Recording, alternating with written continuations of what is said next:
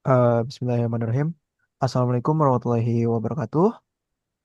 Eh, Selamat pagi. Pada kali ini, kami dari kelompok 6 akan mempresentasikan proyek UTS akhir mata kuliah dari pengolahan citra digital dengan judul Aetera Pixel Advanced Digital Image Processing. Jadi aplikasi ini adalah aplikasi pengolah citra digital berbasis Streamlit dengan pendekatan modular pipeline formula. Nah, sebelum kami melanjutkan ke materi yang akan kami bahas, di sini izinkan kami memperkenalkan diri terlebih dahulu. Sebelumnya perkenalkan, nama saya Muhammad Akbar Isi Saputra dan ada rekan saya. Saya Muhammad San Alfarisi. Saya Muhammad Fatir Bagas. Saya Muhammad Sinar Agusta.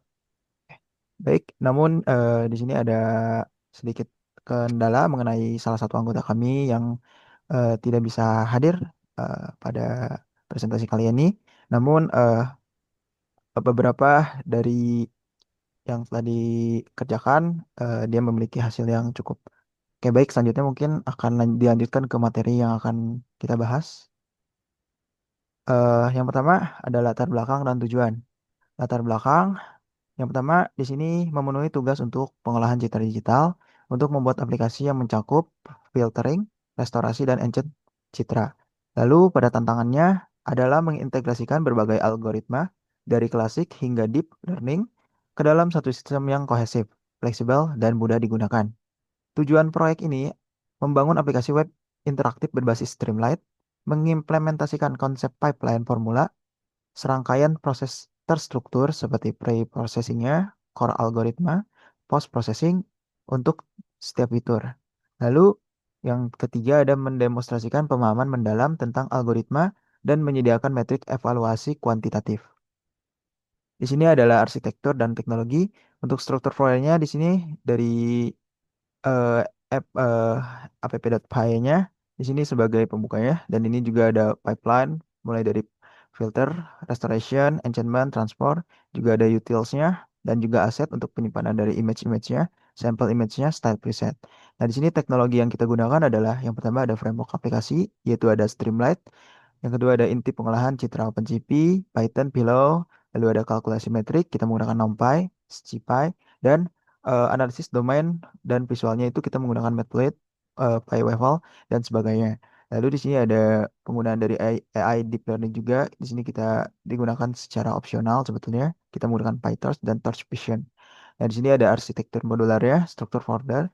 Nah, seperti yang telah tadi saya bilang, APPPI ini mengolah UI, Streamlit, dan alur kerja sebagai pembukanya.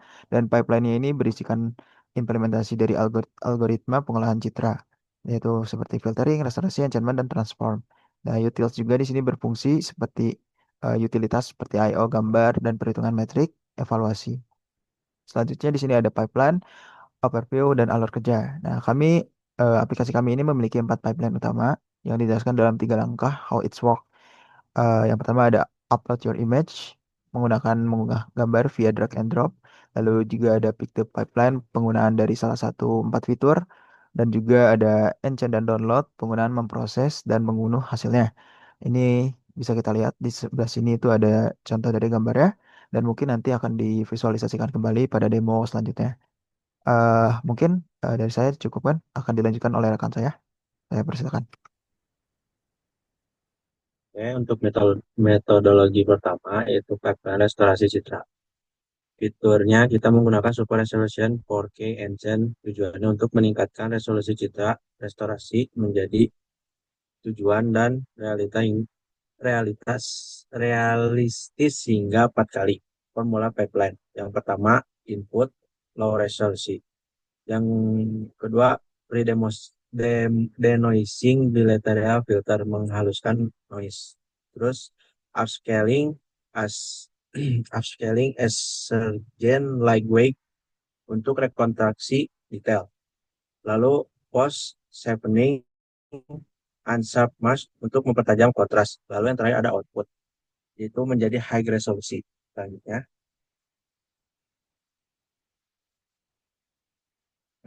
metodologi yang kedua yaitu pipeline engine citra. Kita menggunakan fitur Creative Filmic Effect. Tujuannya menerapkan efek artistik, sinematik, atau retro.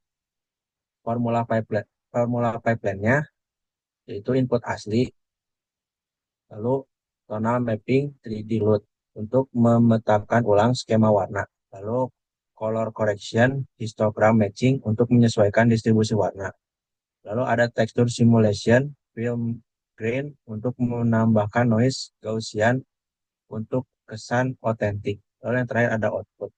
Selanjutnya, metodologi ketiga, pipeline filtering image. Fiturnya kita menggunakan selective texture enchantment. Tujuannya untuk mempertajam tekstur secara cerdas tanpa merusak area halus.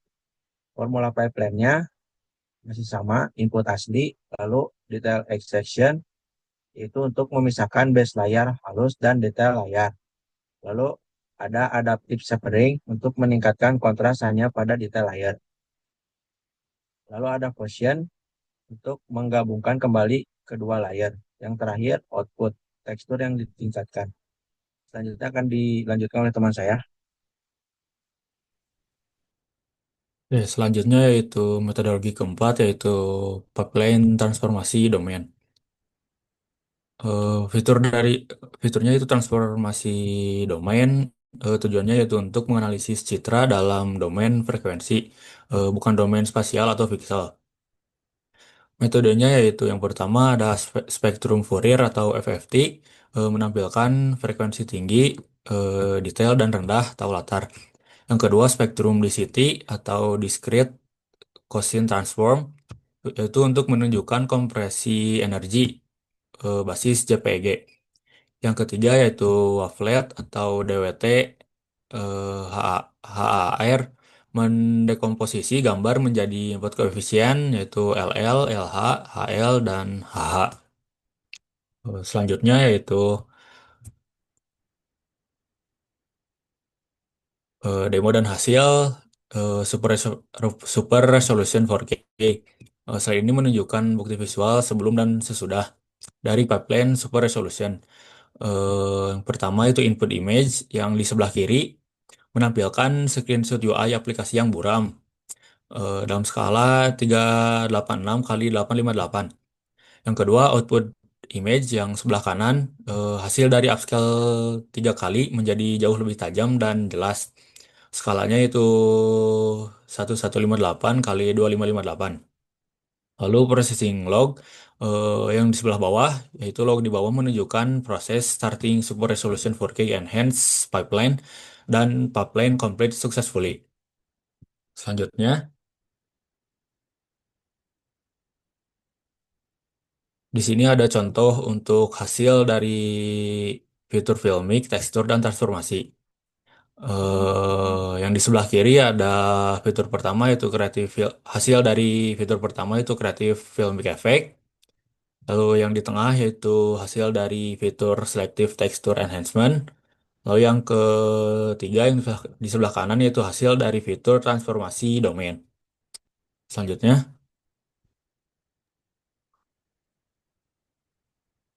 lalu ada evaluasi dan diskusi atau metrik objektif. Untuk membuktikan hasil secara objektif, kami mengintegrasikan matriks evaluasi standar pengolahan citra digital. Yang pertama, matriks dengan referensi atau membandingkan dua gambar. Pertama, PSNR, Peak Signal to Noise Ratio, mengukur tingkat error atau noise semakin tinggi nilainya, semakin baik. Lalu SSIM atau Structural Similarity Index, yaitu mengukur kesamaan struktural seperti kontras dan luminas, nilai satu sama dengan identik. Lalu yang kedua ada metrik blind atau non-referensi untuk menganalisis satu gambar. Yang pertama ada Laplacian variance untuk mengukur sharpness atau ketajaman. Skor tinggi sama dengan gambar tajam. Yang kedua ada edge response untuk mengukur kejelasan kontur atau tepian objek, baik untuk validasi tekstur. Yang ketiga yaitu noise estimation untuk mengestimasi tingkat noise pada gambar output. Selanjutnya akan dijelaskan oleh rekan saya. Baik. Nah, di diskusi teknis dan batasan, kami menemukan beberapa batasan teknis dan juga trade-off yang sangat penting. Yang pertama ada batasan performa atau CPU versus GPU. Nah, di sini pipeline Super Resolution 4K, Enchines. Nah, model seperti Gun sangat bergantung pada hardware. Lalu ini cepat di GPU dengan CUDA, namun sangat lambat di CPU. Lalu kedua, ada implementasi fallback cerdas. Nah, untuk mengatasi performa CPU, kami menerapkan mekanisme fallback. Lalu, jika tidak ada PyTorch atau GPU pipeline super resolution otomatis beralih ke interpolasi Lanczos. Nah, metode klasik ini jauh lebih cepat di CPU, memastikan aplikasi berfungsi di semua perangkat walau hasil tidak setajam dengan AI. Yang ketiga ada batasan memori dan juga ukuran. Nah, aplikasi dioptimalkan untuk gambar di bawah 8K atau 8K. Nah, resolusi sangat besar dapat menyebabkan memory overflow. Next. Nah, untuk roadmap atau rencana lanjutan, proyek ini memiliki fondasi yang kuat untuk pengembangan di masa depan. Nah, berikut yang ya rencana lanjutan kami. Yang pertama adalah implementasi batch processing. Nah, di mana kami mengembangkan fungsionalitas agar pengguna dapat mengunggah dan juga memproses satu folder yang berisi puluhan gambar sekaligus. Nah, alih-alih satu persatu. Lalu kedua ada penyimpanan preset custom. Nah, memungkinkan pengguna untuk menyimpan kombinasi slide favorit mereka sebagai preset baru. Misalnya contoh yaitu preset sinematik saya. Atau dapat digunakan untuk kembali di masa depan. Lalu ada ketiga yaitu ada slider before after interaktif. Nah, saat ini perbandingan hasil bersifat statis berdampingan. Kami berencana mengupgrade ini menjadi slider interaktif yang dapat bisa digeser oleh pengguna di atas gambar untuk melihat perubahan secara real time. Next. Nah, untuk kesimpulan sebagai dari proyek ujian tengah semester ini, yang pertama adalah aplikasi Ayatara Pixelis telah berhasil dibangun menggunakan Streamlit dengan arsitektur modular yang solid yang memisahkan antar muka UI dari logika pemrosesan atau pipeline. Yang kedua ada 4 pipeline inti yang telah berhasil diimplementasikan. Yang pertama ada Super Resolution, lalu ada Filmic Effect, lalu ada Texture Enhancement, dan juga transformasi domain yang sepenuhnya memenuhi dan bahkan melampaui tuntutan tugas UTS yaitu filtering, restorasi, dan enchant. Nah, yang ketiga, proyek ini berhasil membuktikan validitas hasil tidak hanya secara visual tapi juga secara akademis melalui integrasi metrik, evaluasi kuantitatif, PSNR, SSIM, dan juga Laplacian variance. Mungkin untuk selanjutnya kami akan mencoba demo dari aplikasi yang telah kami buat. Nah, untuk demo saya serahkan kepada Muhammad Fatir Bagas. Silakan. Oke, baik, saya izin untuk stop sebentar. Silakan untuk Baik. Fatir dipersilakan share screen.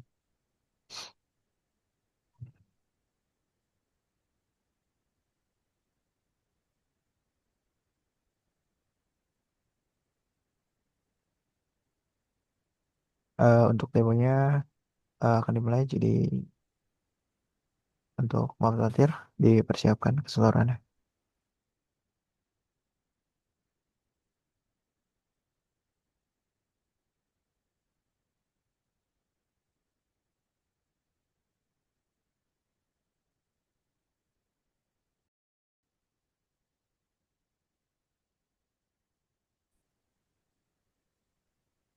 Oke, baik. Sebelumnya mohon maaf karena ada kendala dari rekan saya karena mic-nya itu tidak bisa di-on-kan. Jadi untuk Streamlit demonya akan saya alihkan ke saya pribadi. Jadi saya izin untuk melakukan share screen di sini. Eh, nah, baik. Apakah sudah muncul? Sudah ya? Oke, baik. Selanjutnya di sini adalah Streamlit yang telah kami buat. Di sini ada penjelasan juga, precision upscaling dan cinematic finishing. Ini bisa mentransform apapun gambar dengan menggunakan agar visual menjadi 4K untuk rekonstruksinya, filmnya, color dan tekstur smart enchantment-nya. Nah, eh di sini kita ada beberapa fiturnya juga. Di sini juga ada bagaimana caranya bekerja, seperti mengupload, pipeline, dan enchant dan download. Nah, di sini Mungkin saya akan mengambil terlebih dahulu untuk gambarnya. Sini akan browse dan sini bisa kita pilih filenya ataupun di drag and drop. Eh, Sini saya akan memilih yang tekstur buram terlebih dahulu karena saya akan mencoba untuk fitur yang 4K. Sebelumnya di sini kita lihat ini sudah masuk dan sini ada resolusinya dan juga file size-nya itu seperti apa, berapa megabyte, megabyte. Ya, selanjutnya sini saya akan memilih untuk Super Resolution 4K Enchant. Namun sini ada memang ada beberapa ada beberapa yang bisa kita pilih juga. Yaitu di sini saya akan memilih Super 4K terlebih dahulu. Karena di sini untuk digunakan untuk meningkatkan resolusi gambar juga agar lebih tajam, detail, terutama jika memang sumber dari gambarnya ini memiliki kualitas yang rendah. Nah, baik, saya akan mencoba untuk memilih yang ini. Dan di sini ada preset intensity ya. Di sini kita bisa memilih lebih ke arah agresif, balance, konservatif. Nah, namun sini saya akan memilih untuk yang balance saja. Nah, di sini juga ada fine fiturnya. Di sini kita bisa menambahkan lebih sesuai dengan penjelasan dari rekan-rekan saya tadi pada presentasi yang dimana seperti scaling factor ini yang bisa digunakan, lalu ada detailnya, kita akan mendetailkannya, dan di sini ada kekuatannya itu akan seperti yang standar atau tinggi. Namun sini saya akan eh, default dulu seperti ini saja, dan saya akan melihat hasilnya dari yang 4K setelah gambar yang telah tadi saya eh, apa saya upload. Nah, untuk yang pertama itu inputnya ini, dan sini akan saya coba proses image, dan hasilnya jadi seperti ini. Ini memang ini adalah hasil dari yang 720p dan 4K.